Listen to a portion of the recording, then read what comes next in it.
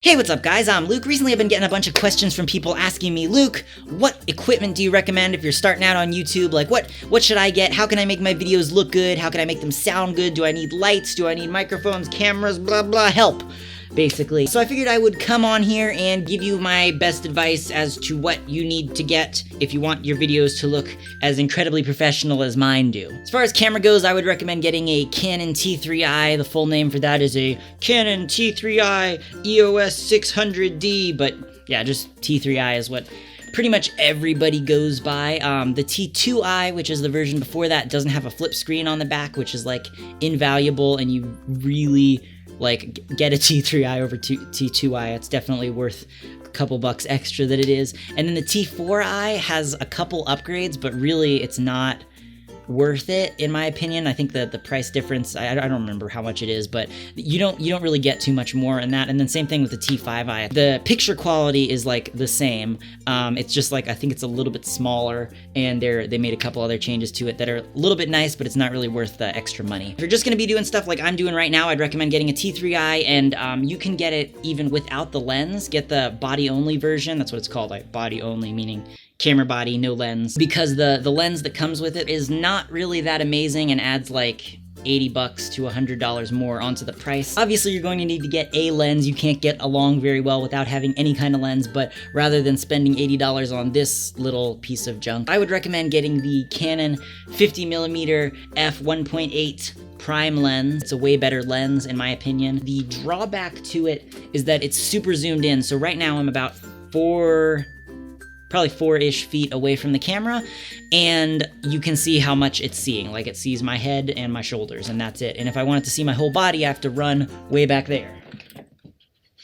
So that kind of sucks, but I think it's probably worth it because it's a super cheap lens as far as lenses go. It's only like, yes, I said, I think about 80 bucks, 80 to 100. I keep trying to record this segment and I keep going into way too much detail, but pretty much it's a really great lens except for the fact that it's zoomed in. You can get this nice blurry background on this lens, which it's a lot harder to do on this lens. But yeah, so Canon T3i and then a 50mm lens. If you're a really smart shopper, you could probably get it for like 400 bucks for both of those. If you take issue with the fact that the 50mm lens is super zoomed in and it doesn't work, or maybe you just can't get the camera, you don't have a place to set up where you can put the camera 3 to 4 feet away from you and still have an okay looking background, you could go ahead and go with the kit lens with just buy the camera with it, or you can look it up. It's the Canon 18 to 55mm f 3.5 to 5.6 zoom lens thing. Or if you've got a little bit of extra money, this one is pretty good too, and it's basically got about the same range. Instead of being 18 to 55, it's 17 to 50, and it's it's a little bit higher quality. Also, it can open up to f2.8 rather than f 3.5 at 18mm. Oh, I'm getting into so much detail here. The f thingy, the number f and then numbers, f-stop, aperture, basically the smaller the number, the wider it can open, which means you can have a blurrier background. So in general, small number means big opening, means blurry background. So you want to get a small number 1. And this one is pretty good, the Sigma 17 to 50mm f2.8 zoom lens. Now if you need to get into a really small place with your camera, or you only have like that much space to set up in, I'd recommend getting a Tokina 11 to 16mm f2.8 zoom lens. It's a great lens. My friend Chris from the YouTube channel Pun Diddly showed it to me originally, and I love it. It's really cool lens. Usually for vlogs and stuff like that, you want to have really soft lighting, so I have a bunch of light boxes here. I've got one back there sort of to light up the back of my head. If you can see, there's sort of a white line right there that helps separate me from the background. That's why I have one there, and then I have one here and one there up pointing down at me, because they'd be in frame if they were any lower. My friend Chris Pun Diddly doesn't like to have his lights pointing at him. He likes to point them away from him and at the ceiling to get an even softer kind of light. I don't do that, but you can. I'd say these soft boxes that I got on Amazon are a pretty good investment. They cost like $50 each, so $150 for all 3 of them.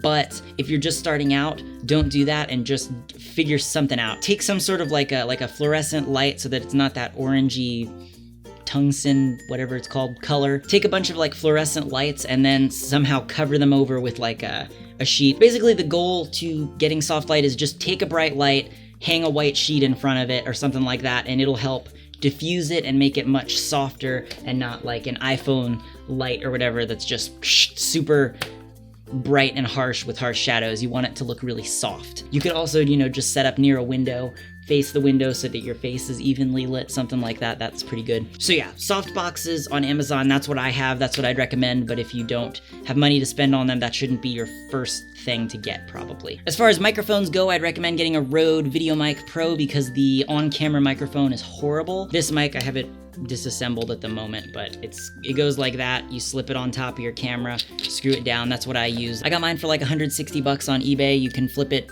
on, and then this is the like how loud, so I always leave that at +20, and this one, you know, it's just the on-off switch. It's pretty much like the main like on-camera mic that people go to. It records really good audio, and the only reason I'm not using it right now is because I have a Rode NTG2, which is right up here, which is like a boom mic that I have recording to a Zoom H4. I can get it a lot closer to my mouth and thus better audio quality. But whenever I'm out and about or anything like that, this is my go-to mic, and it would work fine here. Like I said, I already have this equipment because I got it before I got this one, and quality's a teeny little bit better, but it's a lot more expensive. So this 100 something, and that's I think like a $200-$300 mic. So simpler, just get this for like 160 bucks versus paying like 300 or more.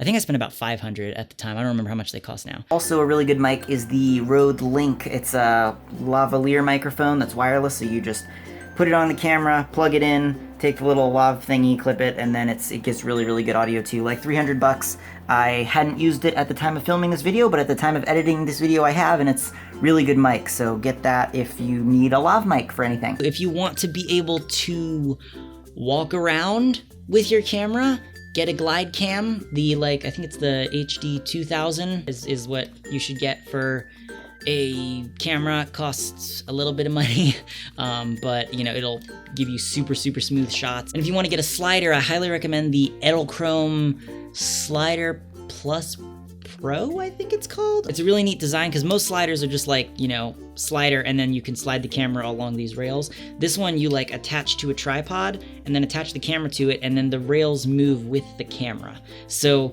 if the slider's 1.5 feet long, normally on a normal slider you could only slide it 1.5 feet, but this one the rails move with the camera, so you can slide it like 3 feet, which is weird, but it's really portable and nice. It does cost like $500-$600 bucks, so that's a downside, but it's an amazing slider. Highly recommend. Originally, when I started out with video stuff, I would just get the cheapest equipment that looked like it would work, and it didn't work out well, and so I've sort of discovered since then that the best thing to do is just sort of get like the standard one that everybody is using, and it'll, you know, work great for years and you won't have to like upgrade. I bought a mic on Amazon for like 30 bucks and it was literally worse than the onboard built-in camera mic. So yeah, that's really my advice. First, figure out what everybody else is using, buy that, and then it'll work for you for a really long time and give you really good quality. Also, you're doing vlogs like this, set up a crap ton of Christmas lights behind you. I'm gonna show you the difference.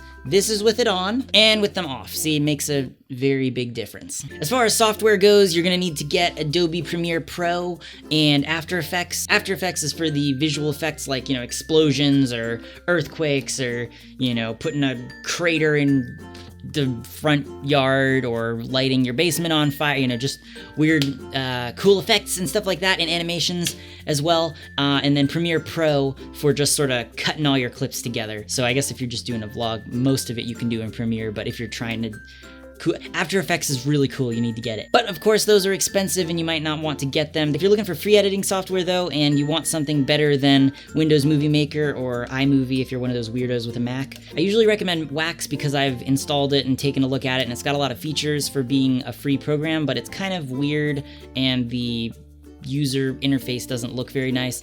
I've also heard that HitFilm is really good, but I haven't tried it yet. And DaVinci Resolve, apparently there's a free DaVinci Resolve is a big like professional color grading program, but they have like a free version that has some good editing features and stuff too, apparently. So probably I would check out HitFilm and then then DaVinci Resolve, and then maybe wax last. But those are 3 options for you that you can look into. I almost forgot, if you're getting a slider like I just mentioned, you need to make sure you have a tripod that can support the weight of like it being attached and your camera all the way here, because it's like leverage. There's a Manfrotto tripod that's really good that I have tested out at my work, and it works super well with it, so links down there to that. Also, if you're looking for a really, really good camera that can like record 4K, amazing low light, stuff like that, an A7S II, Sony A7S II is what I would recommend. Crazy good camera. I don't own one because they're like, I think $3,000 right now, but we just got one for my work and it is amazing. Quick interruption here. All the information in this video is still good, but I just had it sitting on my hard drive for a while and hadn't quite finished editing it. But anyway, since time has gone by and I now have had time to play around with the A7S Mark II, it's an incredible camera. I really want to get one for myself. It's awesome. 4K, the slow-mo on it, it's a sweet camera. It looks like a Red, but it's a lot cheaper than a Red, so I wasn't nearly enthusiastic enough when I was talking about it. It's an amazing camera. It's great. So yeah, I think that's pretty much it, right? I said softboxes, cameras, lenses, microphones. Hopefully you already know your way around computers pretty well. I would always recommend getting a PC over a Mac because you can get way more for your money. I just built a computer at my work that cost about $3,000 to build. If I wanted to buy a Mac with the same specs, it would cost me over $10,000. So yeah, definitely get a computer. I always recommend like custom building it yourself because it's not that hard. You could watch, I'm sure you can watch a couple tutorials online and be able to figure it out, and you can save a ton of money because a lot of what you're paying for when you go like get a pre-built computer is just the fact that they put it together for you, and you can, you know, cut the price in half if you build it yourself. The only other thing I can think of is this light that I got this light on Amazon for like 30 bucks, and I use it for everything. Like just like I'll take it, just turn it on a little bit, and then, you know, set it off. See, there we go, look. See what a difference it makes, you know, and it's got this nice little knob that you can adjust how bright you want it to be. So, you know, if I'm ever in a situation where I need a little bit of light, or, you know, there's shadow on one side of my face or something, I'll just, you know, set it down there and put whatever, you know, it's great. 30 bucks, probably one of the best purchases I've ever made. And I guess also if you need a vlogging camera or something like that, I film all my ditlols on a GoPro Hero 4 Black Edition because it can record 4K and looks really, really nice.